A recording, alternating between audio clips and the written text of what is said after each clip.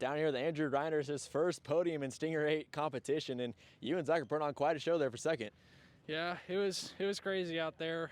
Once I led the half of the race out there, I saw Cody coming, and I knew there was no way I could get him, but he was freaky fast, and I saw Zach coming, and we had a really good battle for second, and the intersection got a little intense. I thought there was a wreck, but it was a good finish, and it may not be the fastest car, but it was able to pull off a top 3 finish for the first time. Who do you need to thank for getting you here to the top 3 finish? My dad's buddy Brent, my parents, Robert, Robert and his family too. He's got some buddies that helped him out. Yeah, it's all good. Andrew Reiners gets his first podium in figure 8 competition.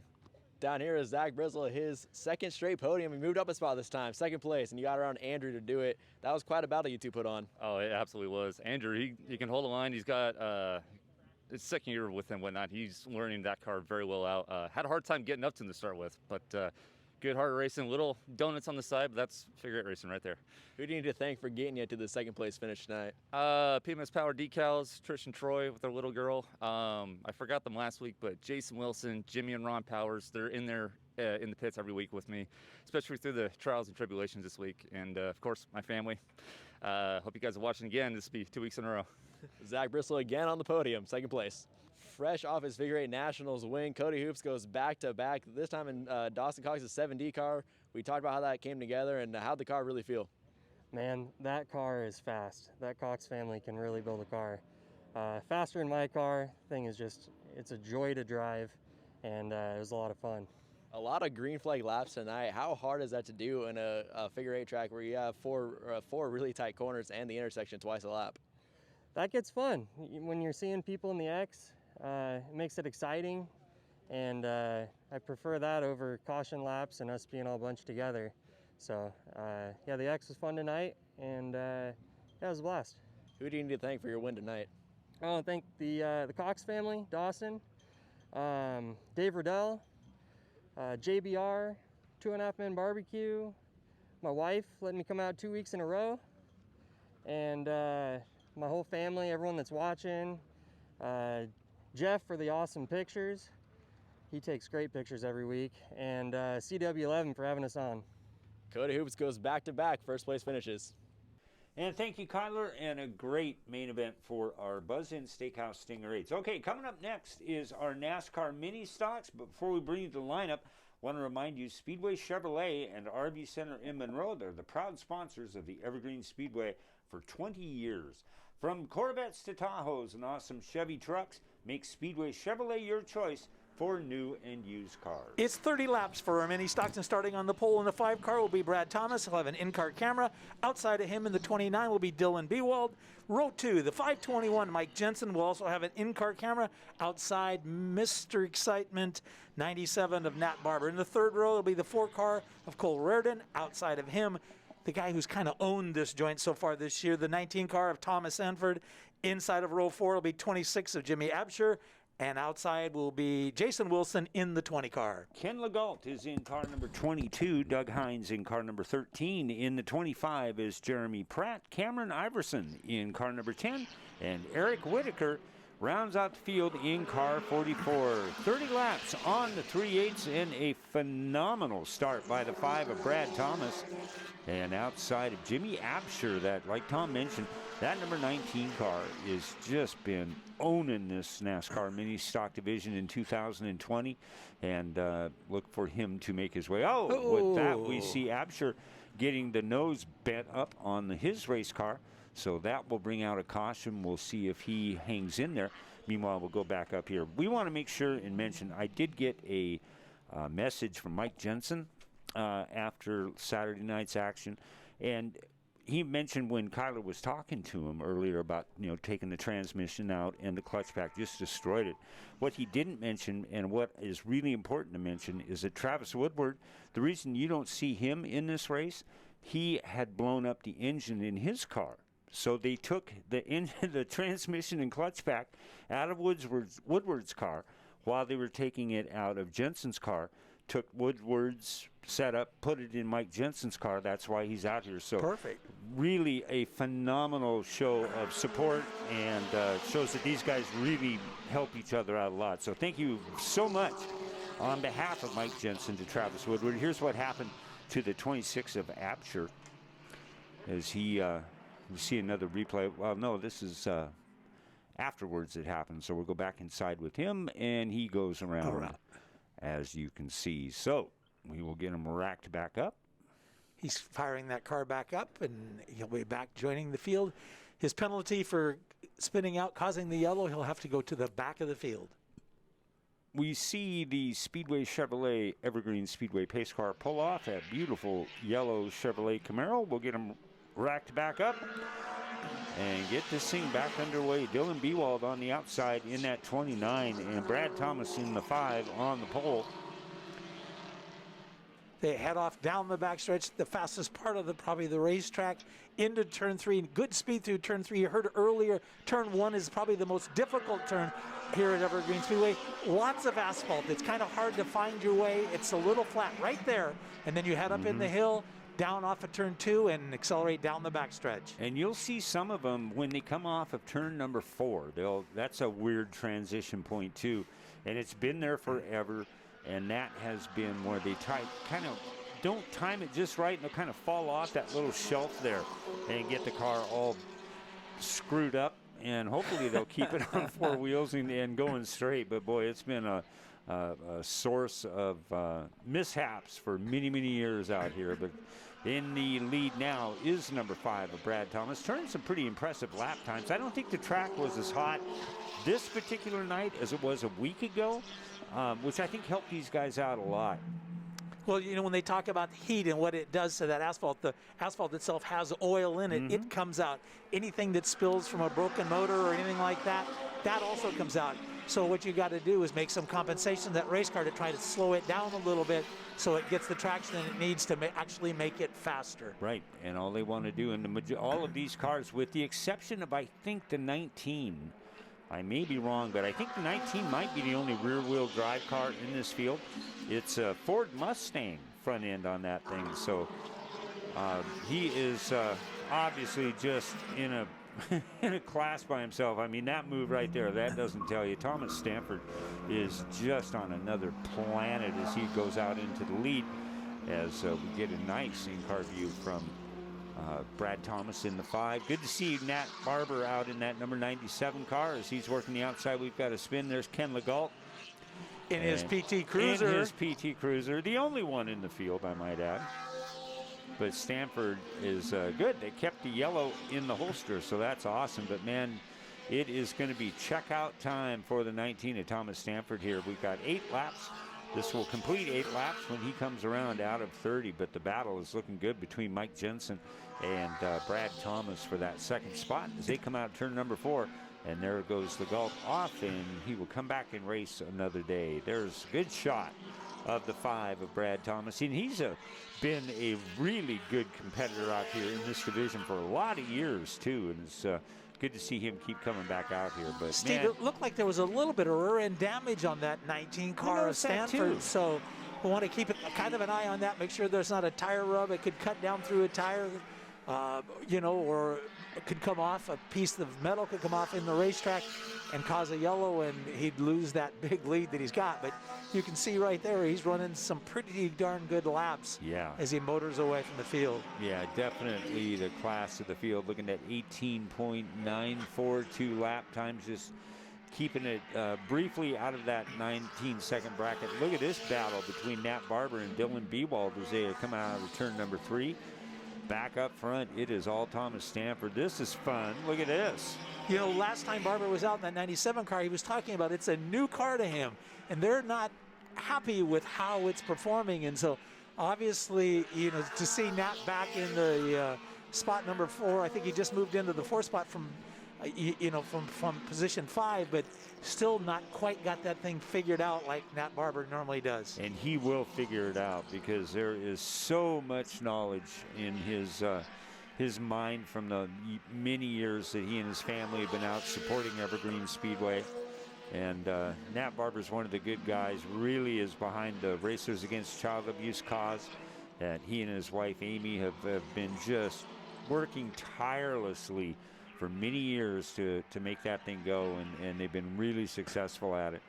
Good shot of Dylan Bewald trying to figure out which way he wants to go. Obviously, he wants to go around those two competitors in front of him. Dylan currently in spot number 6,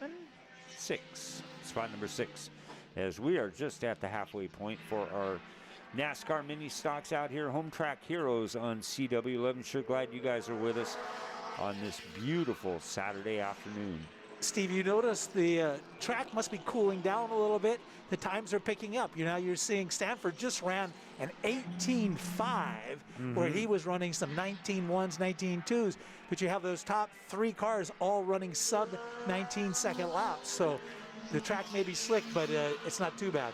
He's still going just under the body part blow-off speed limit there, as we've mentioned. And that, when we were saw that piece, the left rear chunk of the car floating around, that was really like on lap number 1. So it must have got into him on the start, but it doesn't seem to be affecting that number 19 car at all, because it is just on a tear. The good news, inside the race car, he can't see it, right. Probably doesn't even know it, and won't even worry about it. And if he has a spotter, no one's telling him. That's right. That's exactly no right. damage. Looks fine to me. That's the worst thing. The driver will come on and go, am I getting a flat tire? And no, I don't see anything. No. Don't know what your problem is. And if you're wrong, it's going to end up in the fence. Here comes Mike Jensen out of turn number 2, taking a look on the inside of Thomas in the 5 as they go into turn number 3. Mike had a really sharp look coming out of 2 that time, as Thomas Stanford puts that number 19 machine up out of turn number 2 and down the backstretch he goes. This is the battle to watch right here as we get inside. Brad Thomas in the number 5 car in the upper right-hand portion of your screen there. Let's see if Jensen can really cut a nice turn, which he did. Boy, did he gain a few yards there on the 5 at Thomas.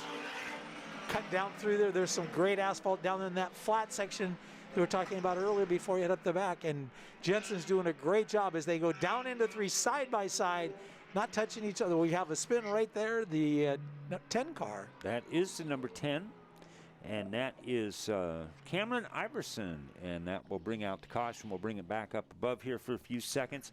But again, another just dominating performance by Thomas Stanford. You're right, and I mean, he has got that thing so figured out, and has to be very proud of what they have been able to accomplish this winter when they built that car, put it together, and got it ready to go for 2020. They did. All right, let's get them lined back up here behind our Speedway Chevrolet pace car. And slowly they go. This ought to be a cool shot here. Mike Jensen, and that kind of helped out a lot of people get a little bit closer to that 19, but let's see how Tom does. On his restart, we'll get a really good idea of how Mike Jensen does on his. You can see that containment seat that he has off to his right side where that red cable is going to. That's his radio, so he's got a spotter up in the stands that's talking to him, trying to keep him out of accidents. His positioning on the field, maybe where the competitors are a little bit faster than him, so he has radio contact at all times. One thing I did notice too, Tom, on that in-car shot, he didn't touch his shifter at all. And I'm wondering, thinking, man, what happens if I don't want this one to go away? It's not mine. It belongs to someone else. But I thought that was kind of interesting that he can get that thing wound up enough to where he can have a pretty decent restart. I think it affected him on that one, but obviously right now, once he got wound up, that thing is going to the second spot here when we're going to have 7 laps to go this time by. You're right. It's still a good battle. It's Brad Thomas and Jensen. Jensen just right now rolling into that second spot on the outside in the 521 car. But those guys have had a great battle throughout this entire event. That's been fun to watch. Here comes Nat Barber, too, currently in position number 4. He's going to look and see if he can't get underneath Thomas in the 5, as there's been a bit of separation now between second and third spot. Mike Jensen has been, notice the last couple of laps, I've seen him coming out of turn 4, and he's starting to use that ledge to get that car twisted up a little bit, but he's been doing a great job keeping it straight and out of the fence. Well, and you've got Brad Thomas, who was running some 18-second laps, now jumped back up into the 19. So you know, one of a couple things. Either tires are going away, or maybe his car is not quite as good as it fires off, and, you know, they come back to green after a long period. So he'll work on that and try and make that race car better. Now we're back inside that beautiful number 5 car. Brad Thomas currently in the 3rd spot, as once again Thomas Stanford has just checked out. This could be the battle that we get to watch between the 97 of Barber and the 5 of Thomas, getting up into that spot where they can come up to our Angel of the Winds winners podium here in a few minutes. But it is all Thomas Stanford. Look at nice run by Barber coming out of 4. Whoa, that sails it down in there. Oh, I almost messed it up for him. But one thing that you can notice, Thomas Stanford's out there ways, but he's not gone. No. Like he's been in the past. And these guys, Jensen and Brad Thomas, Nat Barber, they're all starting to get this thing figured out. Maybe they'll be right on that rear bumper here in a race or two. Well, we'll see how it goes, as we should see the white flag coming out this time from our flagman, John Peterson, up in the stand. And there it is, 1 to go.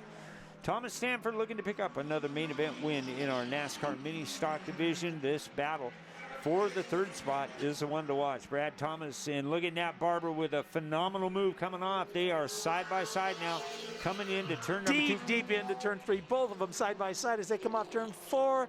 We're gonna I'm gonna go with Nat Barber. Are you? I think you're right. Look at that. That scoring loop just picked it up in a phenomenal.